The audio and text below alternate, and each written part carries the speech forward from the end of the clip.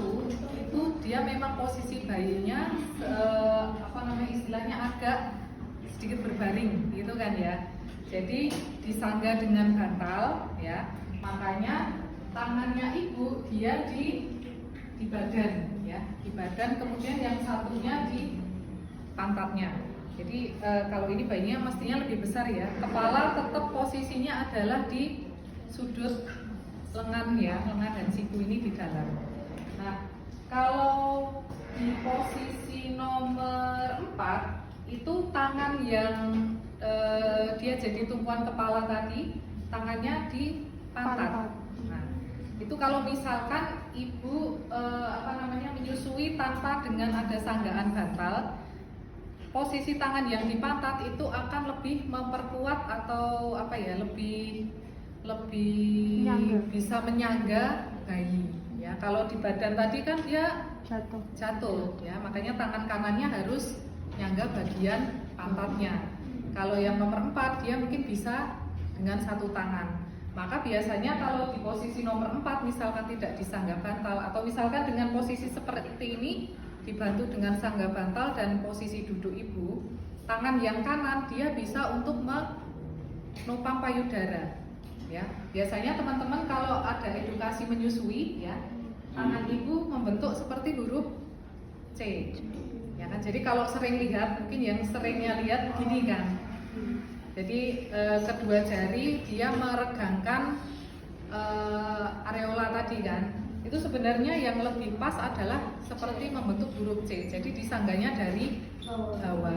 Kalau disangganya dari depan ya, dan posisi tangannya seperti ini tadi, itu nanti akan iuh sama mulutnya bayi. Nah, kalau dari bawah, makanya nanti bayi akan lebih bisa menyusui dengan lebih leluasa. Nah, posisi 1 dan posisi 4 biasanya supaya posisi bayi itu dia lebih nyaman ya, nyaman untuk lebih dekat dengan payudara. Kalau dia tidak dibedong ya, catatan, kalau dia tidak dibedong, tangan yang satunya keluarkan lewat bawah. Nah, jadi tangannya itu nggak ganjel di antara bayi dan ibu. Catatan kalau pas tidak dibedong. Tapi kalau dia pas dibedong itu nggak masalah. Ya, kalau pas dia tidak dibedong, tangannya keluarkan. Jadi dia akan seperti melingkar ke pinggang ibu. Enggak. Satu tangannya misalkan tidak pakai sarung tangan pun ya, yang tadi kan yang satunya ke bawah, yang satunya ini biarkan terbuka nggak masalah. Dia malah akan istilahnya memegang di area dada ibu ya, sebagai bonding juga. Ya, itu kalau misalkan tidak dibedong. Kalau posisi 3, jadi ini kepala ya, jadi bentuknya seperti ini. Jadi seolah-olah seperti kayak dikempit gitu kan ya, tapi ini disangga. Nah, posisi seperti ini bisa untuk menyusui bayi kembar ya. Jadi nggak harus satu-satu, misalkan 2 bersamaan, itu yang satu ke kiri, satunya ke kanan ya.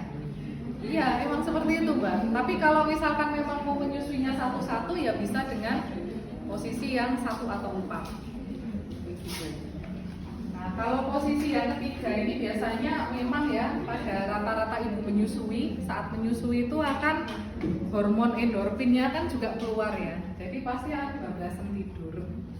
Jadi intinya pada saat menyusui itu dekatkan posisi bayi sedekat mungkin ya, jangan sampai kayak ada space gitu ya, ada jarak di antara ibu dan bayinya, makanya dia akan sulit untuk perlekatan secara maksimal tadi.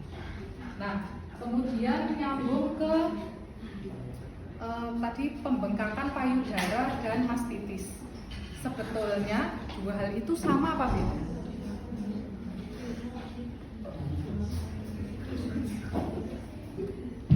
Pembengkakan payudara dan mastitis